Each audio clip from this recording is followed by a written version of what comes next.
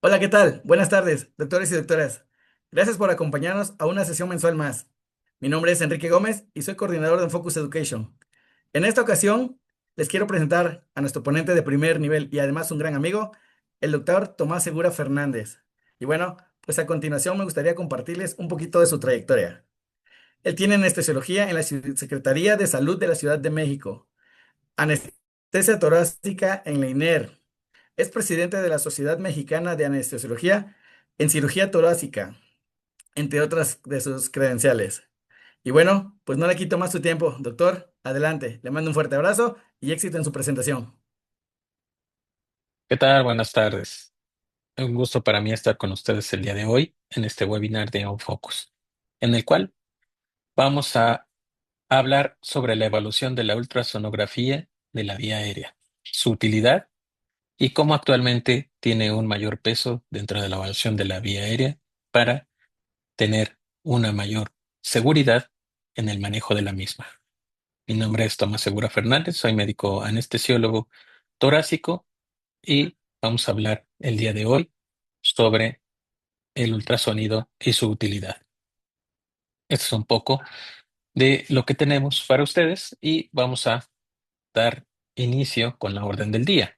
Vamos a hacer la evaluación de la vía aérea con ecografía, el reconocimiento y el conocimiento de la anatomía ultrasonográfica, que es muy importante. Al principio puede ser compleja, pero después podemos ver que es bastante sencilla. Usos actuales del ultrasonido dentro de la evaluación de la vía aérea. Hemos visto cómo el crecimiento, ¿sí?, en el manejo de la vía aérea es un pilar fundamental en los servicios de atención, no solo en anestesia, no solo en el quirófano, sino en urgencias, unidad de cuidados intensivos, hospitalización, y vemos el incremento de médicos generales que se están haciendo cargo de estas unidades, incluso de las de los pacientes renales que requieren una hemodiálisis. Son pacientes potencialmente de riesgo y que en algún momento pudieran necesitar una colocación de un tubo endotraqueal por alguna complicación de la misma. Entonces tenemos que ver que muchos de los personales que se están volviendo expertos o deberían de volverse expertos deben de conocer todo este tipo de situaciones. Desde la mortalidad de la vía aérea desde 1999-2005, se hablaba que estas complicaciones asociadas al manejo de la vía aérea, como la ventilación y la intubación, eran cerca del 2,4%. Actualmente, con toda la tecnología que tenemos, desde broncoscopías, desde lo que son videolaringoscopios, los dispositivos híbridos, todas estas gamas, incluso flexibles y rígidos para poder hacer la intubación, han disminuido de manera importante todos estos riesgos. Pero todavía no llegamos a cero. Todavía hay escenarios en donde pueden progresar a no se puede intubar o no se puede ventilar.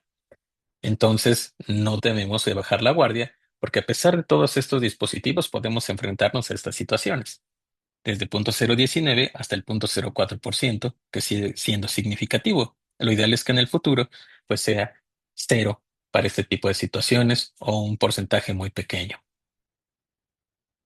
Aquí podemos observar cómo parte de planear es una de las principales mejoras dentro de todo el proceso. El prepararse, el saber que nos vamos a enfrentar a una vía difícil, el conocer al paciente, todo este tipo de situaciones nos llevan a disminuir este 25% de muertes relacionadas con anestesia por la morbilidad y la mortalidad de los eventos de emergencia y que pueden llevarnos a un deceso en los pacientes de alto riesgo. Entonces, si nosotros nos preparamos, tendremos un menor riesgo de este tipo de complicaciones. Este estudio se los pongo porque evaluó la sensibilidad y especificidad de las pruebas convencionales de evaluación, desde lo que es Mallampati, el test de mordida, y qué observaron ellos. Observen cómo en realidad la prueba de apertura bucal solamente nos predice una laringoscopía directa difícil con una sensibilidad del 22%. La mordida del labio superior, que de repente se ha generalizado de manera importante, solo un 63% de sensibilidad. Y veamos cómo Malampati modificada sigue siendo como la que se ha estudiado más y que ha tenido mayores resultados.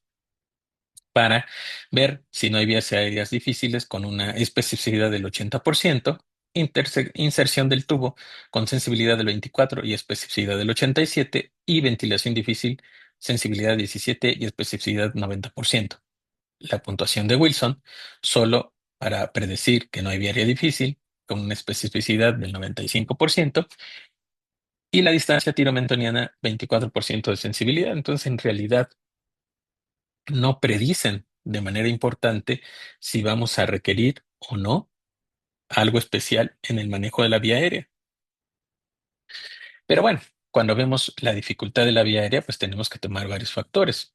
Aquí les pongo tres importantes. Uno de los factores propios del paciente, habilidades propias del médico y el tipo de procedimiento del cual se va a realizar. Dentro de los factores propios del paciente, suman mucha importancia actual. ¿Por qué? Porque tenemos desde desviaciones de la vía aérea, pacientes que fueron intubados de urgencia en algún momento, que tuvieron intubaciones prolongadas y que nos podemos llegar a enfrentar a estenosis traqueales que no conocemos. Pacientes que llegan con esteridor y pensamos que es asma y en realidad pueden tener una estenosis y al momento de intubarlo es cuando tenemos toda la dificultad y lo complejo de la vía aérea. Si un paciente tiene antecedentes de traqueostomía, es una parte importante y actualmente recuerda que México pues forma parte de los pacientes con más obesidad. Entonces la obesidad mórbida es uno de los factores propios del paciente, así como los antecedentes de vía aérea difícil. Los antecedentes de vía aérea difícil son muy importantes y no piensen que porque alguien no lo puede intubar, ustedes sí los van a poder intubar. Les cuento, tuve un paciente de 14 años, amigdalectomía en la infancia, se complicó la vía aérea, se complicó la cirugía y en las cirugías subsecuentes los familiares nos dicen que les costaba mucho intubar incluso con videolaringoscopía, que salía con dolor mandibular y con dolor faríngeo muy importante y bueno, ya desde ahí uno prende las luces y dice, esto es un factor de riesgo. Como lo intubamos, usamos un sistema híbrido en donde pusimos la pala exactamente hasta donde estaba disminuida la luz de la faringe. Teníamos un paladar blando que estaba estenosado, o sea, teníamos una cavidad pequeña. Y entonces desde ahí nos dirigimos ya con la fibra e intubamos al paciente. Afortunadamente a la primera y sin ninguna complicación. Pero si yo no hubiera hecho caso de que tenemos un antecedente diario difícil, nos volvemos a complicar. Entonces tengan en cuenta esto.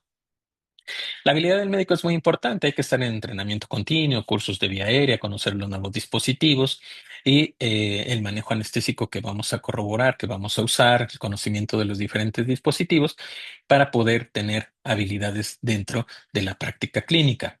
El tipo de procedimiento, pues si es urgente, tenemos mayor riesgo de encontrarnos con una vía aérea que no teníamos prevista, el paciente programado, ¿sí? Y de ahí las diferentes situaciones en las que nos podemos encontrar.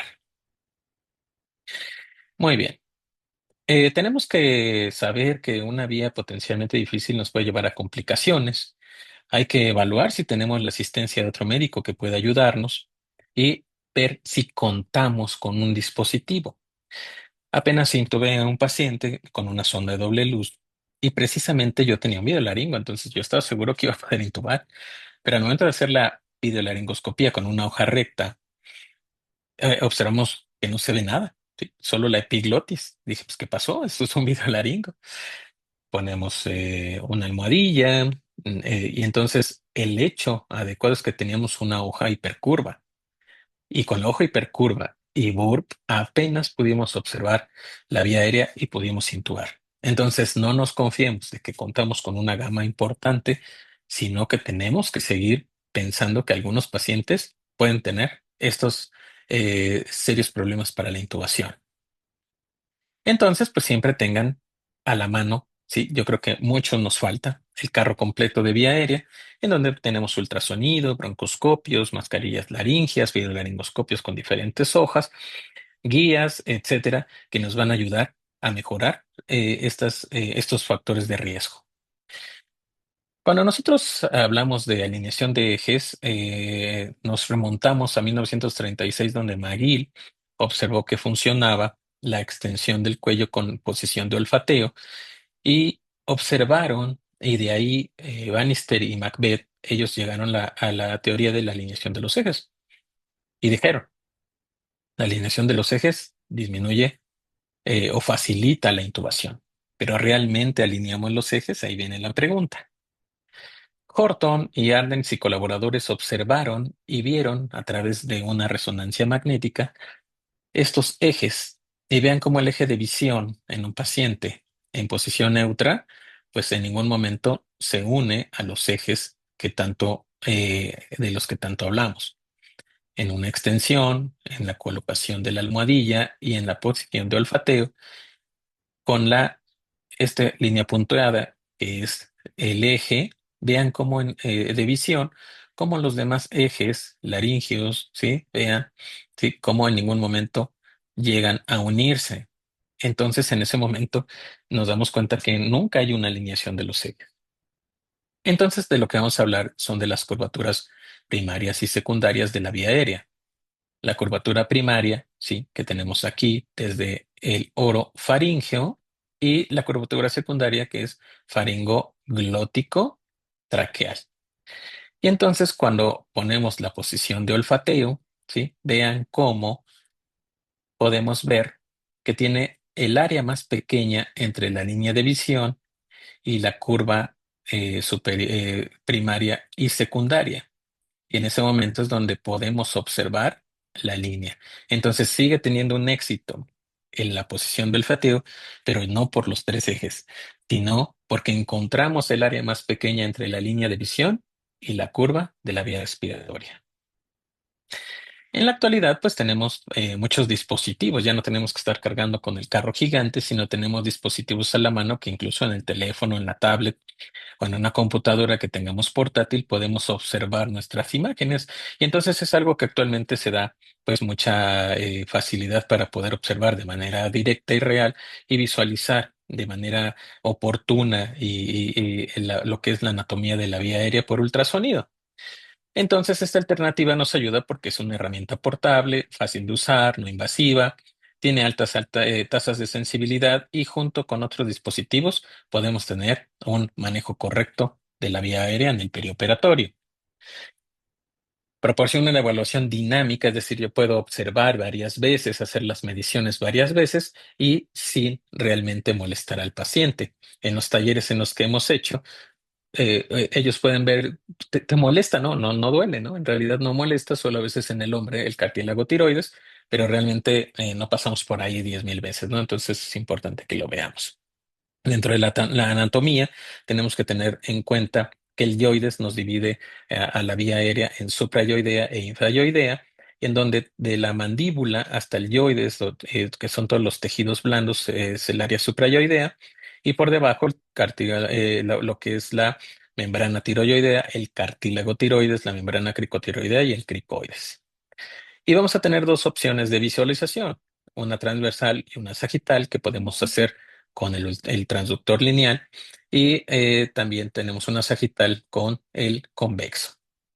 Y vamos a observar todos estos puntos desde inicio a fin, desde el área suprayoidea, donde los tejidos blandos son los que vamos a observar, el área del yoides, la membrana tiroidea, el tiroides, vamos a observar el cricoides, la tráquea, el esófago, y algunas zonas que nos van a ayudar, por ejemplo, para un bloqueo de vía aérea, ¿no? Pero vamos a verlo un poquito paso a paso. La primera parte es el área suprayoidea con un convexo, en donde vamos a poder observar la lengua, el yoides y el tiroides. Perdón, la mandíbula. Entonces aquí podemos observar como un convexo, ponemos nuestra muesca hacia este lado, aquí lo pusieron al revés, eh, en donde vamos a poder observar, en este caso, el mentón de este lado, el yoides aquí y toda la lengua. Y vamos a hacer las mediciones de hueso yoides al mentón. Aquí tenemos otro rastreo, aquí tenemos el mentón, tenemos el yoides, que son sus sombras, y todo esto es la lengua, los músculos de la lengua, y podemos hacer las mediciones, que en este caso es yoides, mentón, lengua y una medición de 6,06. Vamos a ver qué significa. Petrisor en el 2018 estableció los valores que de 5,50 o menores, con una sensibilidad del 100 y especificidad del 71, podrían predecir una laringoscopía difícil. Entonces, en este caso, mide 6,06, no tiene un predictor. Obviamente va a depender si es en extensión o si es en posición neutra. Si es en extensión, es 5.5 el valor de predicción. ¿Sí? Aquí podemos observar cómo se mide.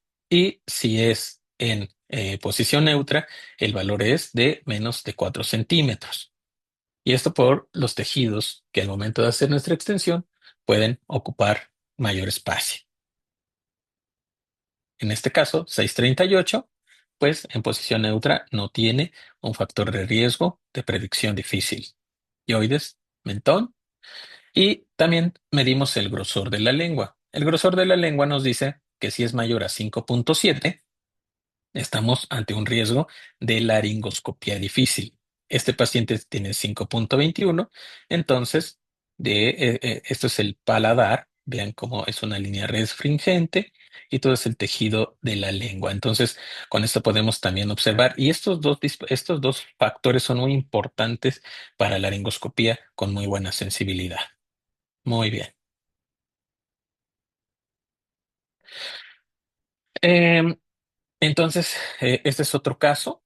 El paciente tiene 6.50 y nuevamente otra imagen. Vayan aprendiéndosela. Incluso aquí el paciente está moviendo la lengua. Vean cómo se hace un espacio entre el paladar y la lengua. Entonces, es también para orientarse dentro de esas situaciones.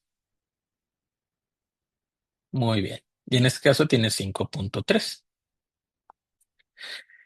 La distancia piel-yoides, esto ya lo vamos a empezar a hacer con un transductor lineal.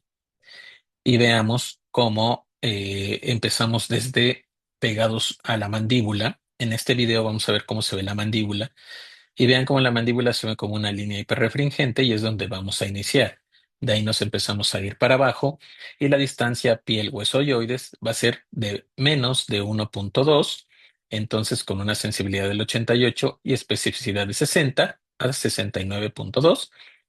Y podemos ver aquí la imagen. El yoides lo vamos a ver como un antifaz y vamos a medir desde donde está el yoides hacia la piel.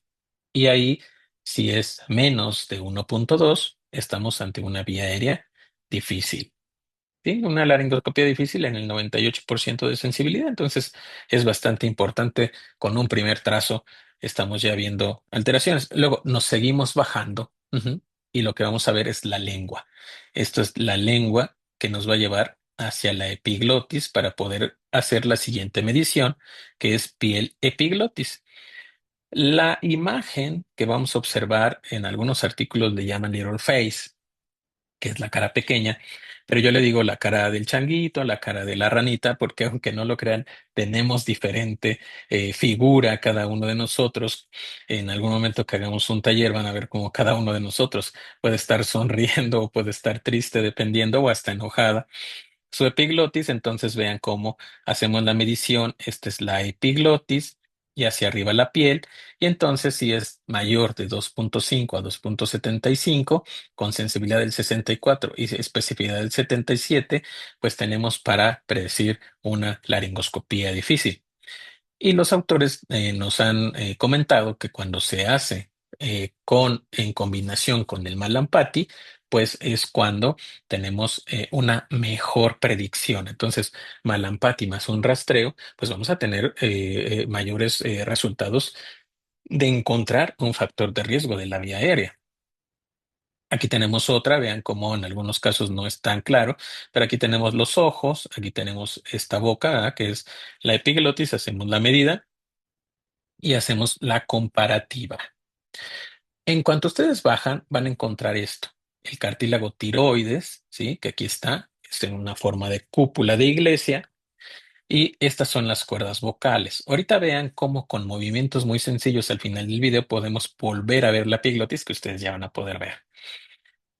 Ahí observen cómo aquí están las cuerdas vocales, vemos que sean simétricas, vemos sus movimientos. En algunos casos podemos ver los cartílagos en esta, miren, aquí está, en esta parte inferior. Hacemos que el paciente hable para ver el movimiento y la simetría de las mismas. Y vean cómo con un movimiento muy pequeño nos reencontramos aquí con la epiglotis. Vean, sí, aquí está nuevamente, sí, los ojitos, la nariz y aquí la epiglotis. Entonces, si en algún momento les cuesta encontrar esta imagen, lleguen a las cuerdas vocales y ya cuando las vean van subiendo un poco con un movimiento suave y van a encontrar esta imagen para encontrar la distancia piel-epiglotis. Para las cuerdas vocales, ustedes van a medir de aquí de las cuerdas verdaderas en su inicio, no en el cartílago, porque es el cartílago aquí empiezan las cuerdas hacia la piel.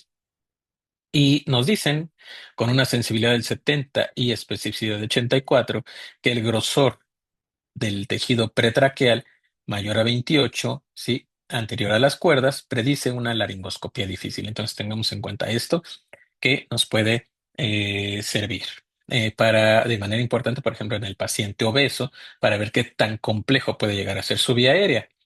En el trayecto del tiroides hacia abajo nos vamos a encontrar la membrana cricotiroidea. Sí, va a ser refringente y va a aparecer como la pleura con sus imágenes de refracción. Entonces, este es donde podemos nosotros marcar para, en algunos casos, usar algún dispositivo de urgencia, pero de preferencia por debajo del cricoides. Esto nos sirve, pero recuerden que muchos cirujanos torácicos nos han dicho, si nosotros picamos la membrana cricotiroidea, ok, le salvaste la vida, pero vas a tener mucho riesgo de estenosis traqueal. Entonces intentemos realmente hacer procedimientos por debajo del cricoides para mejorar la calidad del paciente. Y entonces nos encontramos el siguiente cartílago que es el cricoides y una de sus características es que está cerca ya de la glándula tiroides y que tiene forma de herradura. Vean, no está todavía aquí la tiroides, realmente se empieza a insinuar, pero tenemos forma de herradura. Entonces recordemos, cricoides, membrana cricotiroidea y tiroides en forma de cúpula. Muy bien. Una vez que aparece esto, ¿sí? Vean, ¿sí? Cómo se ve. Esto es la glándula tiroides.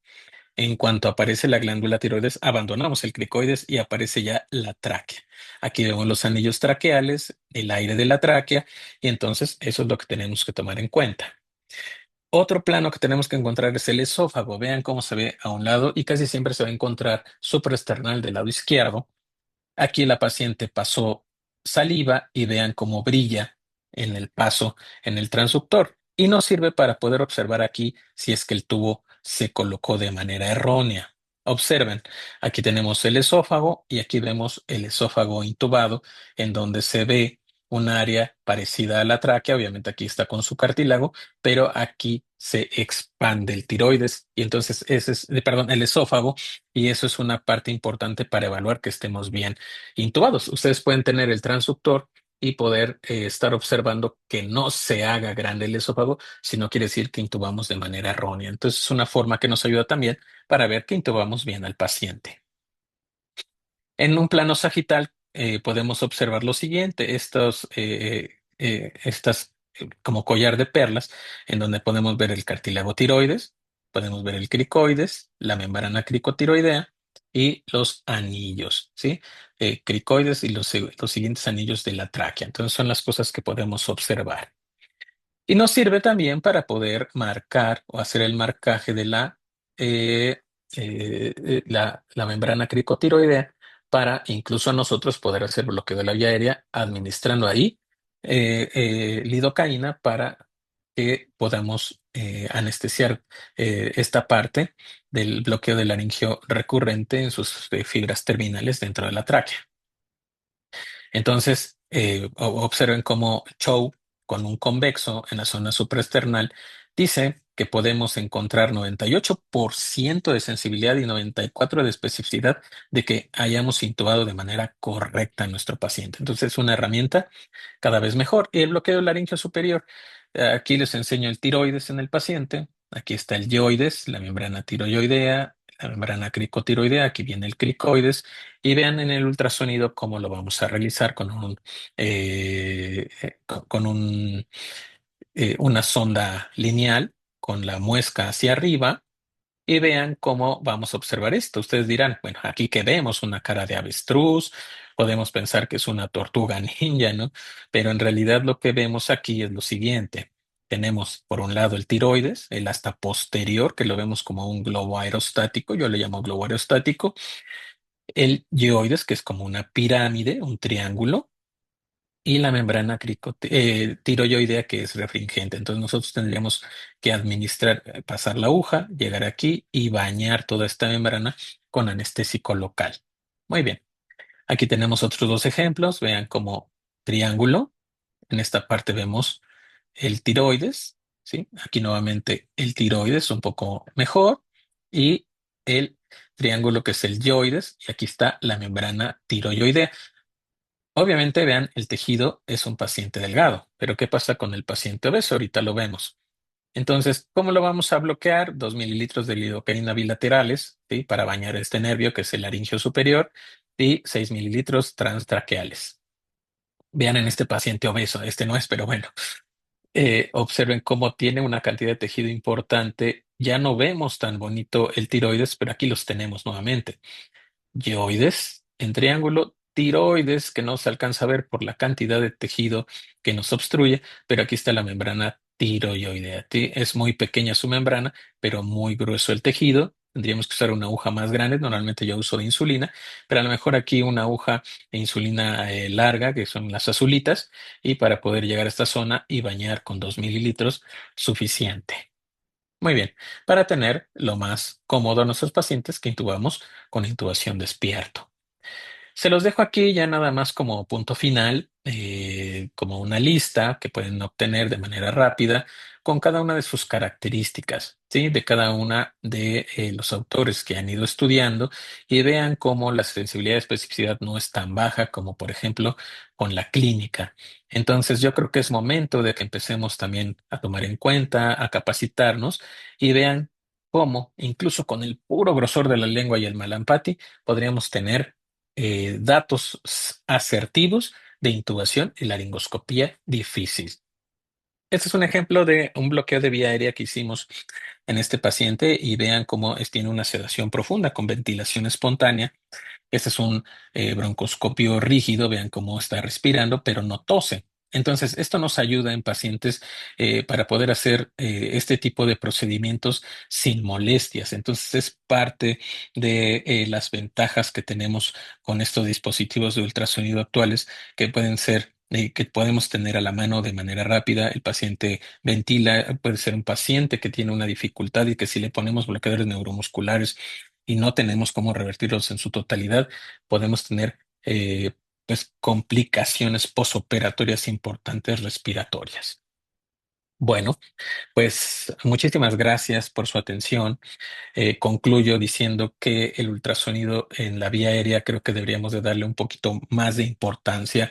Es muy sencilla, estoy a su disposición si alguien tiene dudas, tiene preguntas o si tiene alguna duda de cómo realizar este tipo de procedimientos. Y bueno, sigo a sus órdenes, quedo pendiente de las preguntas y gracias por la invitación. Nos vemos próximamente. Muchas gracias. Hasta luego. Nuevamente, gracias por acompañarnos, doctores. Qué tema tan interesante. Por favor, si tienen alguna pregunta, háganosla saber a través de nuestro cajón de preguntas y respuestas y nosotros las estaremos publicando en nuestras redes sociales. Gracias. Hasta luego.